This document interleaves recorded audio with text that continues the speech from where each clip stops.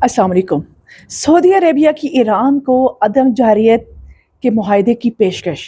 अब ये अदम जहरीत यानी नॉन एग्रेशन पैक्ट क्या है, और इस नॉन एग्रेशन पैक्ट को लेके इसराइल और अमेरिका इतने ज़्यादा परेशान क्यों हैं, और क्यों इस पैक्ट को वो अपने लिए ख़तरा समझ रहे हैं। और ये नॉन एग्रेशन पैक्ट दरअसल में किस एक पुराने पैक्ट से इंस्पायर्ड है, जानते हैं इस वीडियो में। फाइनेंशियल टाइम्स के मुताबिक सऊदी अरेबिया ने ईरान को नॉन एग्रेशन पैक्ट की पेशकश की। अब ये नॉन एग्रेशन पैक्ट बताती चलूं, हेलसिंकी पैक्ट से इंस्पायर्ड पैक्ट है। अब ये हेलसिंकी पैक्ट क्या है, थोड़ा सा समझ लेते हैं।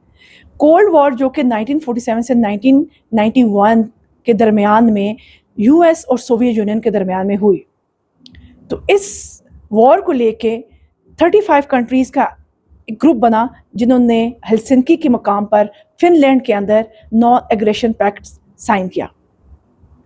ये किस्सा है 1978 का। तो ये जो नॉन एग्रेशन पैक्ट है, कहा जाता है कि ये उसी पैक्ट से इंस्पायर्ड पैक्ट है।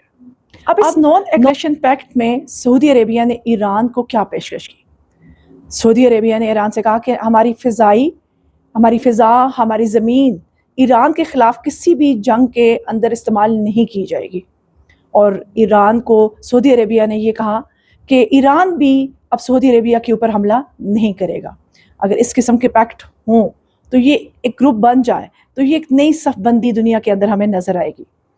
और सुनने में आया है कि अब इस पैक्ट के अंदर मिस्र, तुर्की, कतर शामिल होने जा रहे हैं। जैसा कि मैंने कहा कि इस पैक्ट को लेके इस वक्त अमेरिका और इसराइल बहुत परेशान हैं, क्योंकि वो इस पैक्ट को इब्राहिम अकॉर्ड की तबाही का बायस समझ रहे हैं। क्योंकि इसराइल के जो मंसूबे हैं उसको इस नॉन एग्रेशन पैक्ट से बहुत बड़ा ख़तरा है, क्योंकि इसराइल सऊदी अरेबिया की क़यादत में तमाम खलीजी ममालिक का ग्रुप बना के इसे ईरान के ख़िलाफ़ इस्तेमाल करना चाह रहा है। और दूसरी तरफ जैसा कि मैंने कहा कि इब्राहिम अकॉर्ड के ऊपर जो साइन करने का, जो दस्तखत करने का जो सीन चल रहा है, उसमें उसके दबाव में भी कमी हमें देखने में नज़र आ रही है। तो ये किसी तरह से भी इसराइल को सूटेबल नहीं लग रहा, इसलिए इसराइल और अमेरिका इस वक्त घटजोड़ में हैं। खैर, वो घटजोड़ में तो हमें पहले से ही नज़र आ रहे हैं, लेकिन इस मंसूबे को तोड़ने के लिए उनकी कोशिशें जारी हैं। अब ये भी बताती चलूँ कि अमेरिका को इससे क्या नुकसान है कि वो इस कदर परेशान हमें नज़र आ रहा है। अमेरिका को इससे सबसे बड़ा नुकसान ये है कि जो अमेरिका के दफाई ख़रीदारी है उसमें कमी आएगी। आपको पता है कि सऊदी अरेबिया अमेरिका का सबसे बड़ा ख़रीदार है वेपन्स का। आप ये भी जानते हैं कि सऊदी अरेबिया और पाकिस्तान के दरमियान में भी एक डिफेंस पैक्ट हो गया। काफ़ी हद तक अमेरिका का जो असर रसूख है वो कम हो चुका है। और दूसरी तरफ ये सवाल भी पैदा होगा कि जो अमेरिका की बेसेस हैं सऊदी अरेबिया के अंदर, और वो वहाँ पे जो अमेरिकन फ़ौजी तैनात हैं, तो उस पर भी सवाल पैदा होता नज़र आ रहा है। तो इसलिए इस मुआहदे को लेके अमेरिका और इसराइल बहुत परेशान हैं और अपनी सर तोड़ कोशिशों में लगे हैं कि किसी तरह से इस मुआहदे को रोका जा सके। अब ये हमें इलाकाई जो तब्दीलियाँ नज़र आ रही हैं और ये नई सफ़बंदियाँ नज़र आ रही हैं, ये बहुत पॉजिटिव है अगर मुसलमान ममालिक सब इकट्ठे हो जाएं।